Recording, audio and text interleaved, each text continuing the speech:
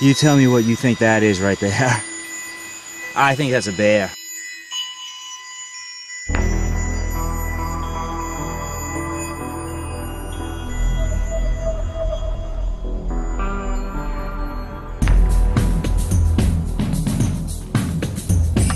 This is Amateur Survival. I'm Darin Cardin. I'm a novice survivalist going on a 2-night simulated survival trip. Today I'm at Mount Mousilauke in northwestern New Hampshire. I'll be testing out survival techniques I've seen on TV and the internet. I'm going to put these techniques to the test and see if a normal person with no experience can use them effectively.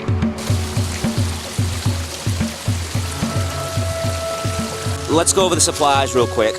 So as usual, got a knife. This time I've got a trash bag.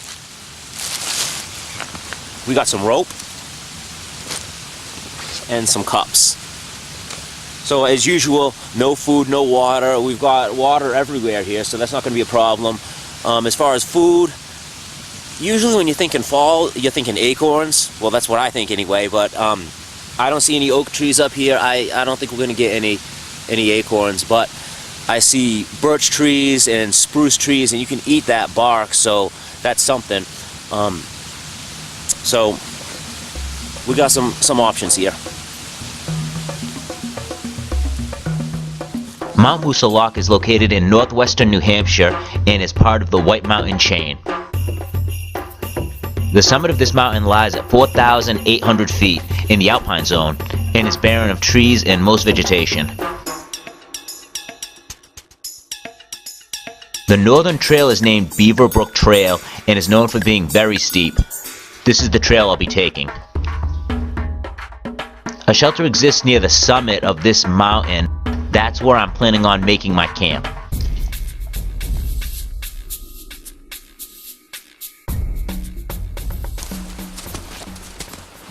So this tree right here is the paper birch, and it's called the paper birch because its bark is just like paper.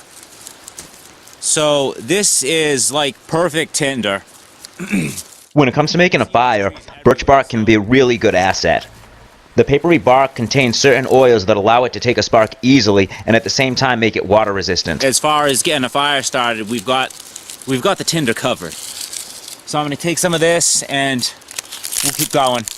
In addition to tinder, its waterproof bark can be peeled off in sheets to make shelters and containers. The tree also contains sweet sap that can be tapped in early spring.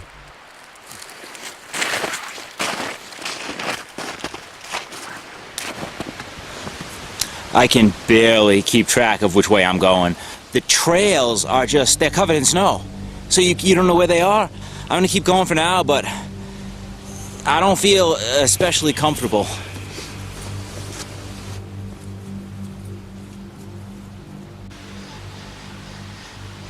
You tell me what you think that is right there. Alright, so I just want to look at this a little closer because I've never seen anything like this. I mean, you look at that track right there. It's bigger than my hand. The print is bigger than my hand. I think it's a bear. I don't know what else it could be, and this trip has been pretty crazy. The trek up here was death-defying. Really, really slippery. This is the toughest trip I've had so far. In general, bear attacks are very rare. Since the year 2000, there have only been about 35 attacks in North America, so about 3 a year. I think people are afraid because there's not much you can do to stop a bear if it does decide to attack. Very difficult. And now to see this with, fresh tracks, this was very recent because it just snowed yesterday. I'm gonna keep going, but I'm gonna have a camera in one hand and a knife in the other. These tracks are everywhere, and they're going in my direction. I think that's the creepy part. He's going the same way that I'm going.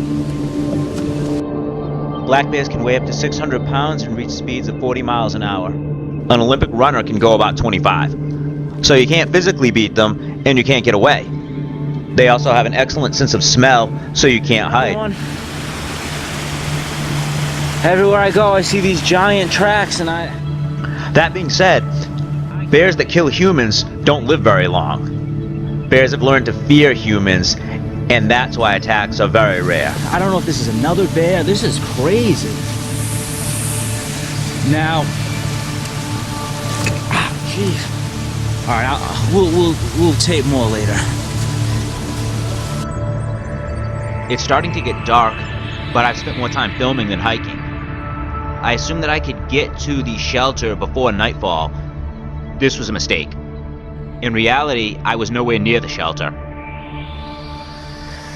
Man, this is wicked tough. It's not even safe because there's the sun. You got such a bright moon. I can still kind of see, but I'm just slipping all over the place. All the water is starting to freeze.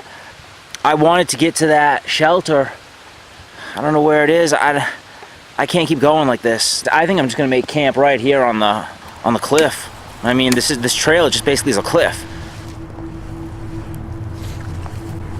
I had to make a shelter, so I just started chopping a couple spruce branches, and I put it down under me because there's snow everywhere.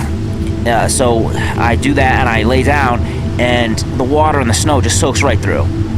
It's soaking right through. It's soaking right through. This is not good. I gotta come up with an idea. There's snow everywhere.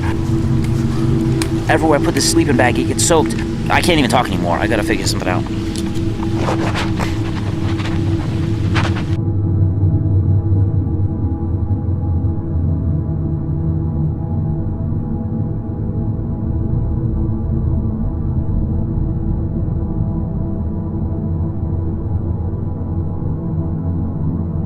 I cut down just a ton of spruce branches. Not even just spruce branches, we're talking the whole tree, like little trees. I chopped them down and I just piled them on top of each other, and the idea is keep the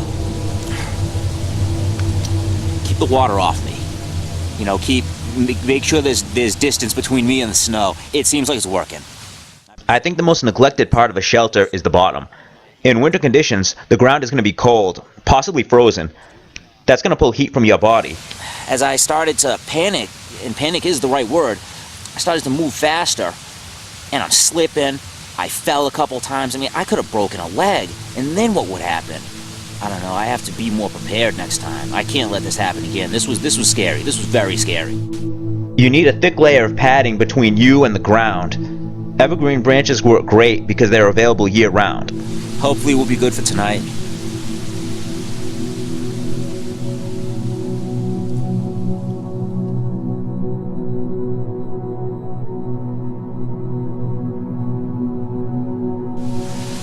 Morning, obviously. That was a scary night. What saved me was all these spruce boughs. There's like 3 inches of padding between me and the snow, and that's really what did it. The real question is, do I keep going up and look for that shelter, or do I stay here? I don't want to stay in this again tonight if I don't have to. I think we're gonna keep heading up. We'll see what we can find.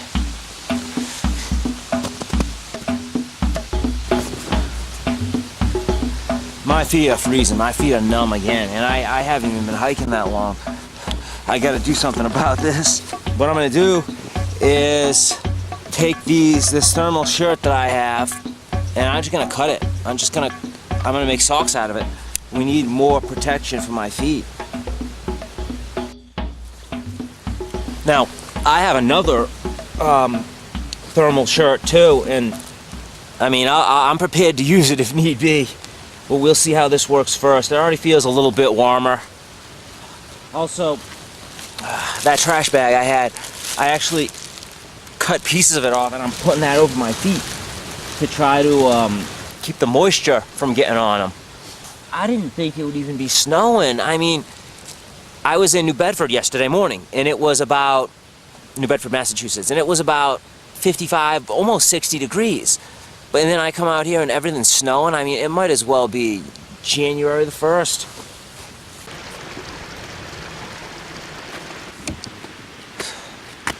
We're heading back down. That's it. I'm not going up any more than this. This trip has already been way too dangerous. I don't care where that cabin is. That cabin, forget about that cabin. I'm gonna go back to the original spot. I didn't mention earlier, I have an empty lighter. It has no fuel.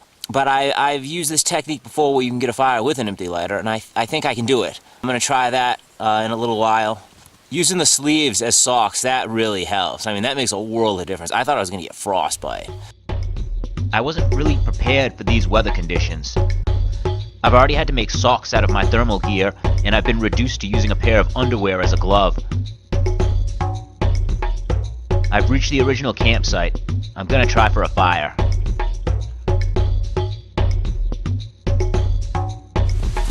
Okay, so we're gonna make a fire with an empty lighter. So what we do is we get the lighter here. There's no fuel left.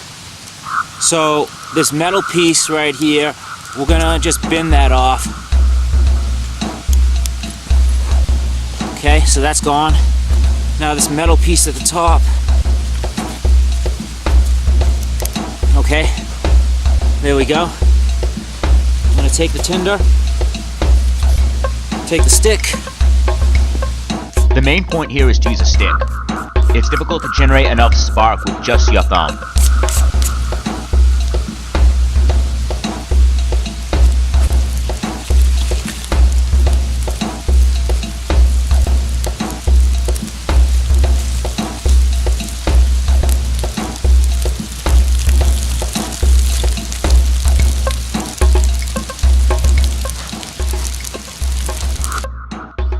I'm going to take a couple minutes to build this fire up, then I've got a tough decision to make.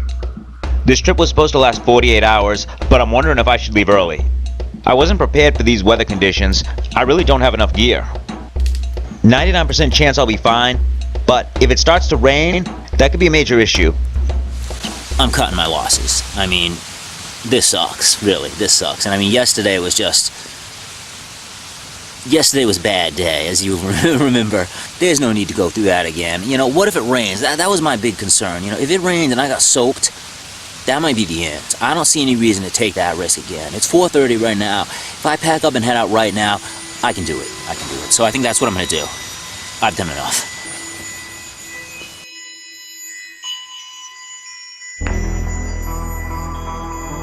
I was lucky to find so many birch trees in the area. They offered tinder, building supplies, even food. As a tool for survival, they rank really high on my list. Using a pile of spruce branches as insulation possibly saved me from frostbite. Wet clothes pull heat from the body 30 times faster than dry clothes, so if you can't get dry, you've got a real chance of freezing. Making socks out of my thermal gear wasn't something I planned, but it was a good idea. Using the plastic bag to keep the moisture out also helped. Fire with an empty lighter is surprisingly easy, and it works with a range of tinder. Even in wet conditions, this technique is very effective. I thought about what would have happened if I left my sleeping bag in the car. I could have lost some toes. If I had left my coat too, I don't even want to think about it. It was a mistake to come out here without having a clear understanding of what the weather conditions were. Yeah, I know. It was supposed to be 2 days, but you know what? I've risked my life enough for one episode.